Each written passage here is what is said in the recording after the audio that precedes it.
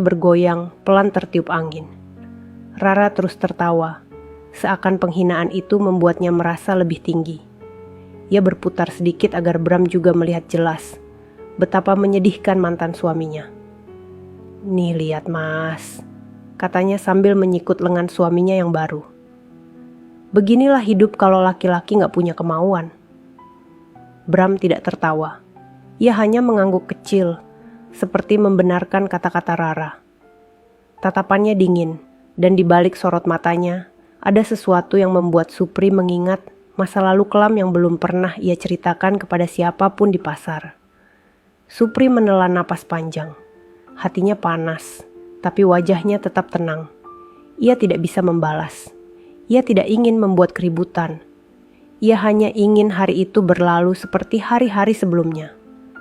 Namun ada sesuatu yang berbeda dalam sorot matanya. Ada sesuatu yang sejak lama ia tahan. Sesuatu yang belum pernah ia perlihatkan. Sesuatu yang membuat ia tampak bukan sekadar tukang becak yang menerima nasib. Pedagang buah di sebelahnya memandang Supri dengan iba. Beberapa orang yang dulu sering menertawakan mulai terdiam ketika melihat mata Supri yang tidak goyah. Ia memandang Rara dan Bram sebentar.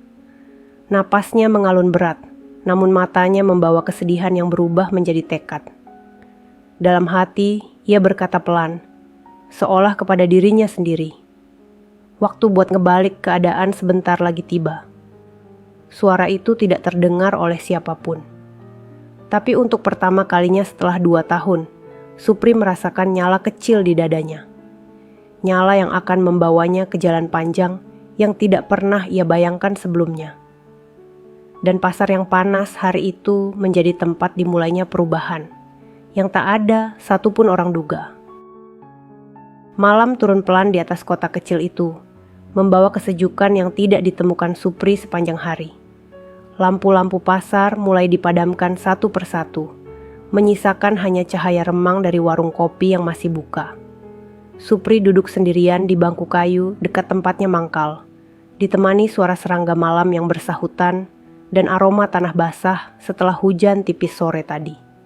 Kepalanya masih penuh dengan cemoohan Rara yang terus terngiang, seperti gema yang sulit hilang dari telinga. Supri memejamkan mata, mencoba menarik napas panjang. Tapi rasa pedih itu tidak hilang, justru semakin menusuk ke dalam dada. Penghinaan hari ini terasa berbeda, bukan hanya menyakitkan, tapi seakan membuka pintu yang selama ini ia coba tutup rapat. Pintu itu adalah masa lalu. Dulu, sebelum hidupnya jatuh sedalam ini, Supri bukan tukang beca. Ia bekerja di sebuah perusahaan kontraktor yang menangani proyek jalan desa dan renovasi fasilitas umum. Ia bukan orang kaya, tapi cukup untuk menyewa kontrakan kecil, makan layak, dan menabung sedikit demi sedikit untuk masa depan bersama Rara, yang saat itu masih menjadi istrinya. Rara dulu tidak seperti sekarang.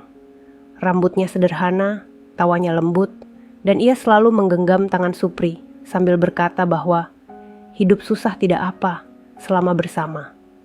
Supri percaya sepenuhnya pada kalimat itu. Ia bekerja keras, jarang mengeluh, hanya ingin membuktikan bahwa ia mampu memberi kehidupan lebih baik untuk wanita yang ia cintai. Sampai hari itu datang.